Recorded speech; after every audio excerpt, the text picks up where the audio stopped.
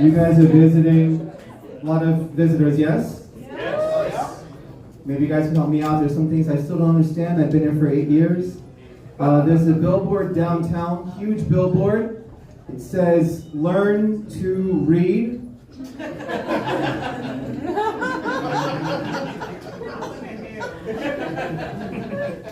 It's above the library, check it out. I get it. It's like, hey, did you know that the library isn't just for sleeping and doing drugs? Like, I get it. But either you know what those 3 words say and you don't need the billboard, or those 3 shapes are intimidating you and confusing your girlfriend in the passenger side of your car. Anyway, that's why it's your aunt's car. When I first came out here, I looked around and like, wow, a lot of people have bikes out here. But now that I've lived in New Orleans, I'm like, wow, a lot of people have DUIs out here. They actually don't care about the environment. They just like legally cannot drive. I know how many years I've lived in New Orleans because it's exactly how many bikes I've had stolen. Super great, not to sound like an asshole, but now I like my bikes like I like my women. So ugly, I don't have to worry about anybody taking her from me, you know what I mean? I can go in a place like this, do a killer set, leave her outside, come back out an hour later, still there, nobody even looked at her, you know what I mean? It's just what New Orleans has taught me. I don't know. You'll probably notice a lot of people out here have tattoos. That's because they want to spend their money on something their roommate can't steal while they're sleeping, you know what I mean? Is that my cell phone charger? Is that my laptop? Is that my boyfriend? Anyway, that's New Orleans for you. You guys will also notice in 49 other states that whole thing's called a median. Here we call it a neutral ground. Because historically it's where the Spanish and French were like, let's not stab each other right here real quick. You know it's sad when you buy a house, but you look at the plot of land directly across the street, you're like, that's way bigger. What's going on here? You'll probably notice how huge it is, and that's because once you cross 2 lanes of any street in New Orleans, you gotta sit down, maybe take a nap, rethink your life's decisions. You know what I mean? Call back home, be like, Grandma, if anything happens to me, take care of my cat, please. There's drive-through daiquiris. They're drinking and driving and making a business out of it. What is going on? That's why that's there. Forget what the tour guides tell you. This is the real reason. Mardi Gras just happened. Were any of you actually here for Mardi Gras? Yeah, sweet. The rest of you were like, let's just wait until the hotel's cheaper. Mardi Gras is wonderful. It's our time of year to try and find out who our least favorite family members are. Because that's the person that we put outside 4 days before the parades just to reserve the spots, put up some ladders and mats. You come back out, you're like, does anybody even know where Stacy is? Like, no, but the ladders, the mats, the cooler's still here. Look, look, look. Why don't we just wait? Let's get turned up and turned out. I'm sure she'll turn up. And if not, a search party is still a party. Am I right? Am I right? True story. It's a true story. Sad but true. You've probably heard about the crime situation out here. If you want to know how bad crime is, just get a ticket. Because in any other state, if you get a ticket, it's fine. It tells you where you need to go, what you need to pay. But here, the back of the ticket is actually a job application. That's the cop's way of saying, look, this ticket's $160, but what if you got a discount and got shot at every day? What do you think? What do you think? You ever had a job where you got a $160 discount off the bat? I don't think so. Look, I get it. At Chick-fil-A, you can make $16 an hour serving delicious chicken that everyone loves, okay? But what if for $2 more, everyone in your family hated you? What do you think?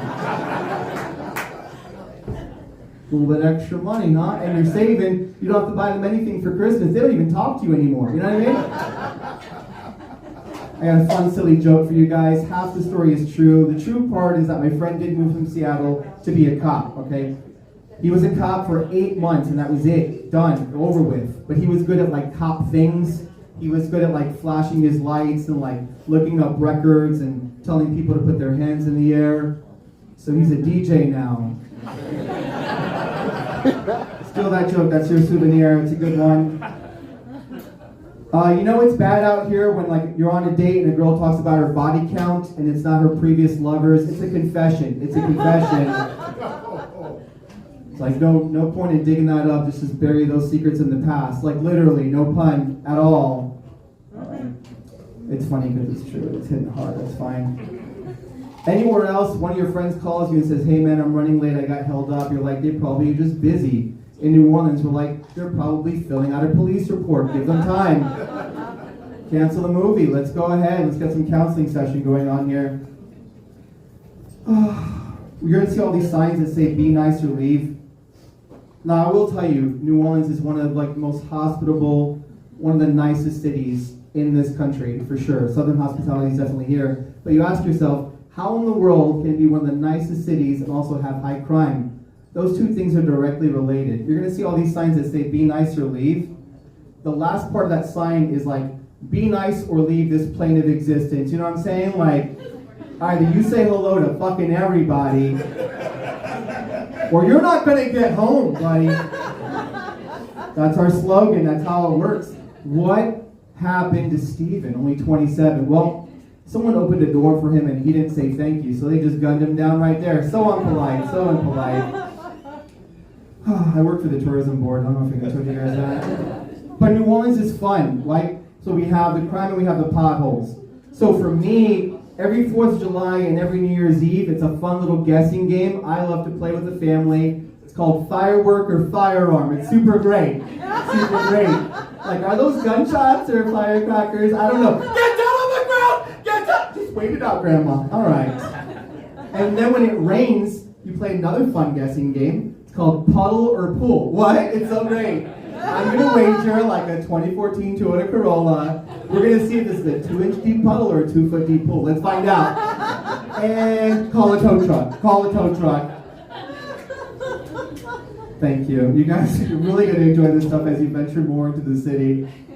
Where we're not killing each other, we're killing our livers. If you go to Auctioner, they will boast. There's actual signs all over Auctioner that say they are #1 in liver transplants. Can you guys, is that true? Are you #1 in liver transplants? Is that correct? We take X-rays, so Yeah. I can't speak Oh, on okay. the liver transplant. There are signs all over that say #1 in liver transplants. So when we're not killing each other, we're just like, can you imagine? At no other state, you're like, oh, I went to Nebraska, I got a new blouse. I went to New York, I got a new bracelet. I went to New Orleans, I got a new liver. What? So great, so great. Speaking of emergency rooms, fun fact, did you guys know that 1/3 of the people who go into the emergency room overnight have something of some size stuck inside their butt? Which is weird, because most of them aren't even there for that. You know what I mean? Just shows up in the x-ray, right? They're like, my arm is bleeding, I think I need stitches. Like, do you have to take that out? It was $80. I don't fault you for what you do for fun, anyway. I mean, this is, I wish there were more medical people. These are all true facts. It's crazy. Another fun fact, gentlemen, hate to put it out there. I also don't really understand statistics, but they say, that 36% of men struggle with stamina in the bedroom. 36% of men struggle with stamina in the bedroom. Shit got real quiet. All right.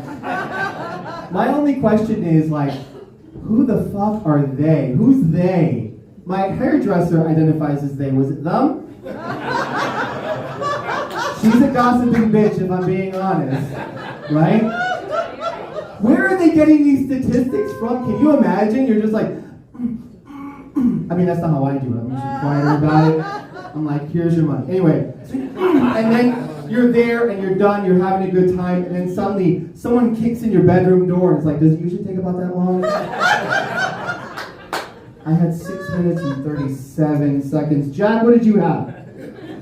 We're going to go ahead and round up to 7 minutes. Also, while we're here, how happy are you with your current car insurance? And your dentist? Great. Look, it seems like you're done anyway. So maybe you answer a few more questions and we say maybe it took, 10 minutes? And finally, I got to lie, but I want to ask you guys, I don't understand why people watch porn when they're horny, you know? When I'm hungry, I don't watch people eat. I don't like sit outside the window of a restaurant just being like, that looks delicious.